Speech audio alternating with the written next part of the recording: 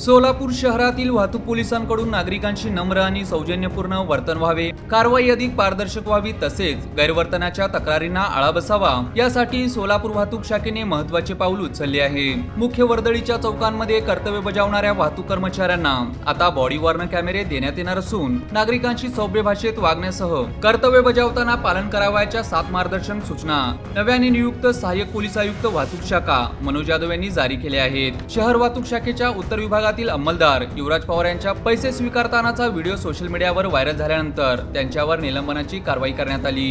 त्यानंतर हवालदार राजेंद्र खाडे यांनी एका दुचाकी स्वाराशी शिवीगाळ केल्याचा व्हिडिओही सोशल मीडियावर प्रसारित झाला होता।